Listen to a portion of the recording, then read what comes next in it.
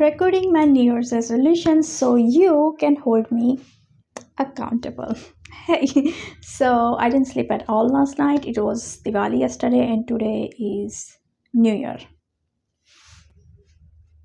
25th October. I decided to record my New Year's resolution today. The idea is to reinvent myself in next 1 year. So in today's video, I'm going to be sharing how I'm going to reinvent myself and change my life in 1 year. I'm going to be sharing 5 practical ways that I plan on doing this myself, and hopefully it will inspire you to do the same as well. I hope you too can find maybe at least 1 or 2 resolution applicable to your life and do them with me. Whatever it is, don't wait till next Diwali or January. This isn't something that you have to start at the beginning of the year or so.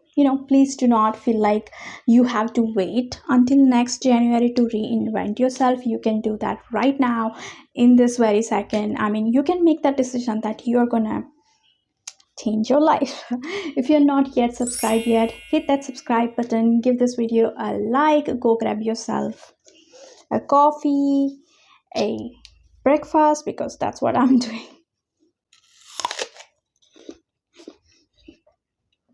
We hardworking, badass women don't have time to make breakfast, which is a bad thing. I'm gonna change that. Before I tell you about my 5 New Year's resolution, I quickly want to share why I'm reinventing myself, or why should anyone do that. So the thing is that you really need to know about life is it comes in seasons. There is going to be high season and low season, and seasons of confusions and overwhelm, and seasons of massive success and opportunities. And so it's important for you to be aware of which of the seasons you're currently in. And even if you're not currently in a happy season with yourself, maybe you are in a lower season and a season of overwhelm and confusion, and it is important for you to be present in that season and still embrace it as a part of life, knowing that life is going to come in different seasons and even out the flow. So how I knew it was time for me to personally do rebrand and reinvent myself was that I just didn't enjoy the season I was in. I was in a season of stuckness, and overwhelm is something I've been feeling a lot from past few years. I was in a season of doubt and just feeling pretty not okay, bored with my life, or how my life was going. Not all areas, but I wasn't happy with how I was evolving as a person. So I knew it was time for me to reinvent myself and to reconnect with who I truly am and what I truly want out of my life, because I kind of felt like I was just allowing things to go, like however it was coming, I was just letting it go like that without actively participating in it. I was going with emotions, and I wasn't really taking back that ownership. I wasn't in charge of my life like how I've done previously. And this is not the first time I have reinvented myself. I have done it multiple times, and each time I just really unlock a new evolution of growth, evolution of self. And I just think it's so important to be constantly reinventing and rebranding yourself. And when I say reinventing yourself, it doesn't mean changing your name completely or changing your appearance completely. However, that can be part of it, but changing your interest and friendship groups, and it can just be, it doesn't have to be like that. It can just be like a subtle changes that unlock an evolution of you and who you are as an individual. I'm going to discuss some of that subtle changes. Let me give you my kind of overview on what kind of subtle changes I'm talking about. When I went through my first rebrand, that's when I was first exposed to personal development. I had just left a really toxic work environment, and I was ready to change my identities, dive into personal development. I was ready to explore new environments and experiences. I was ready to make new friends. That was my first evolution of reinventing myself. I'm sure you probably have done that in many areas in your own life as well. If you think about it, you'll find it. For me, even becoming a business owner and self-employed, that is another evolution of self and reinvention that I'm currently experiencing. Me stepping into a role as a business owner, as a mentor, as a coach, as a guide. So there are just a few examples of how I've suddenly been able to elevate my life. Now look back into your own experience in your life, because I am sure you have reinvented yourself multiple times. Think back when you got your first job, or when you left your college, or you have, I mean, during those things you have to rebrand yourself. You must have done it. You have to evolve yourself into, adapt to your new opportunities and new experiences. You were a different person at your first job and at your last semester in your college. So this is something that's going to happen whether you like it or not. You are constantly evolving and rebranding. So the key thing for you to do is take control and ownership of that rebranding, and don't just let life happen to you. Let life intentionally unfold for you.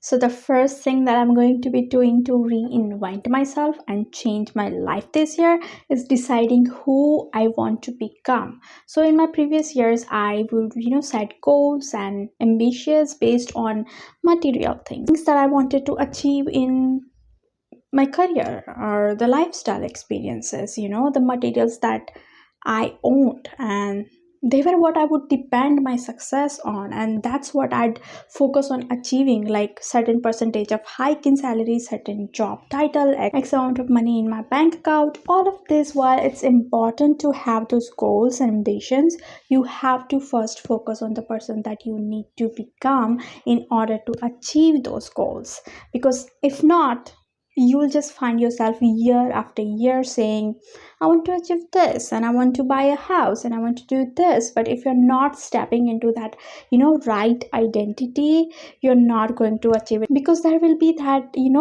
misalignment of who you actually need to become in order to achieve those goals. So for me, this year, my key focus is who I want to become. So the identity, the mindset, the behaviors, the rituals, the beliefs that I want to have within me, because I know if I work on my inner self and work on adopting the right mindset, my habits, and you know ultimately I will achieve the material and physical world that I want to live in, because I have aligned myself with the person who's achieving such goals. After consuming all of the data that I've consumed on self improvement, what I've come to know is that your identity is the single most influential factor of whether or not you are going to achieve success and do what it is that you said you're going to do. Because if you don't identify with a person who has such goals and ambitions and material things, then you're not going to achieve it, and you're going to, stay exactly the same. So this year, try and focus on who you need to become as a person and building yourself from the inside, and your outer experience will just start to reflect how you feel about yourself internally.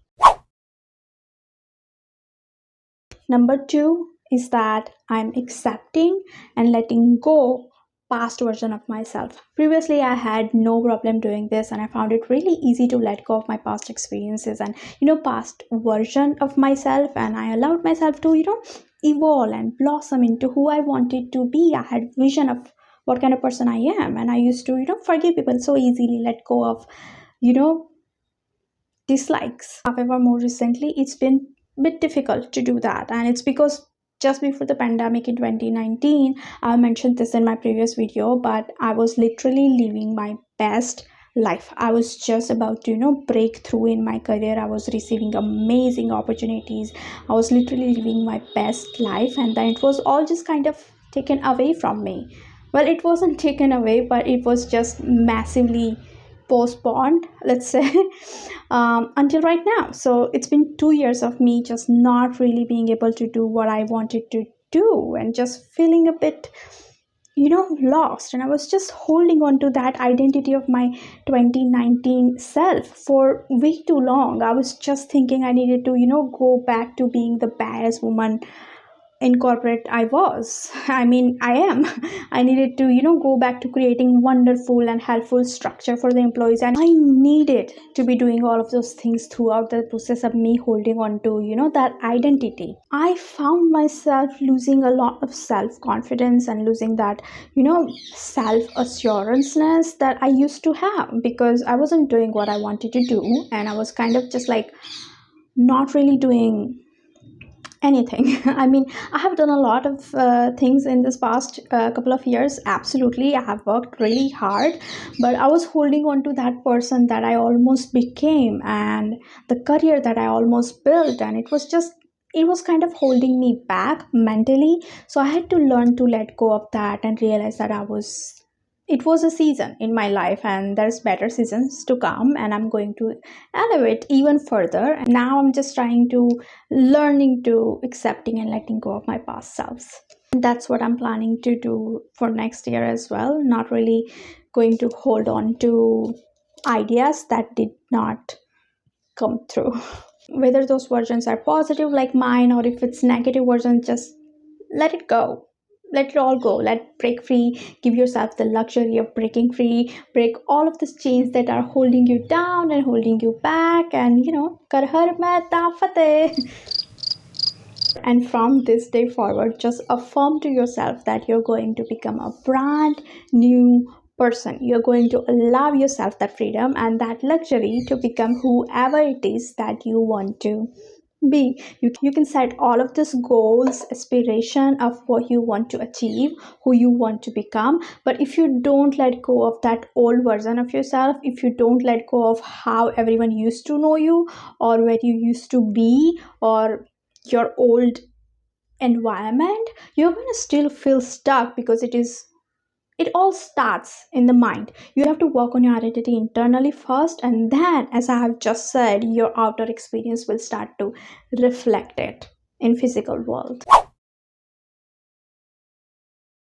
Number 3 is adopting the right habits and routines. The habits and routine that you have play a huge part in success that you will see in life. Whatever your definition of success is, it's going to start with adopting the right habits and right mindset. I know that you have heard of morning routines and evening routines, and you may just think that it's bit gimmicky.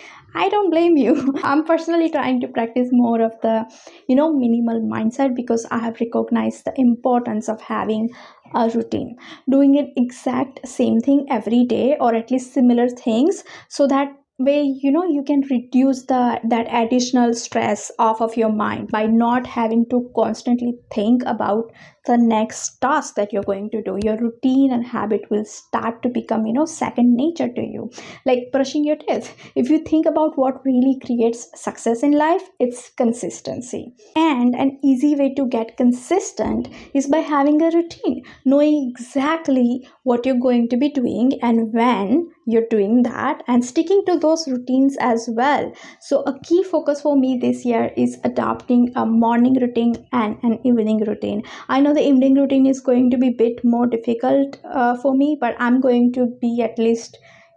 at least going to set maybe one or two things that I want to do in the evening, just so I can get into that habit of discipline. But a morning routine is going to be non-negotiable for me. There are things that I need to achieve in my life, and only way I'm going to do that is by implementing this solid strict routine. And even if all I do for this next year is stick to my routines, that will be an amazing year for me. Because if I did nothing else, I just stuck to my routine, I'd be happy with that, because I know for sure by me just sticking to a morning and an evening routine, or maybe even a weekly routine, by me just sticking to that, I know that obviously I will have more time in a day, I'll have more energy, more things will be done. The key thing is just focusing on setting those consistent ritual every single day and not overwhelming myself with them as well. I do get frustrated when I put so much on my plate, so I'm trying to avoid that as well. So for me, key ritual daily and weekly are going to be going to the gym, getting up at a similar time in the morning every day, meditating, and then my hobbies and skills that I want to learn. So I'm learning Mandarin right now, Chinese, and I'm taking few of my career related classes, organizational development classes, and there are a few other things that I'm doing, but I'm not going to overwhelm myself with a big morning routine because I know for sure I won't stick to it if I get overwhelmed. And also praying, yes, well, so prayer, or like counting my five gratitude slash journaling slash meditating, that's all kind of like a one thing for me, that I have been practicing for a month now, and I feel like it's a really good start for the morning. It sounds like a lot, but I really am going to simplify it as much as I can. And once I've got that, structure kind of set, I'll definitely come back here and I'll update you on a video on what are the things I have included in my daily and weekly routines. Number 4, it is creating simple and easy to follow productive system.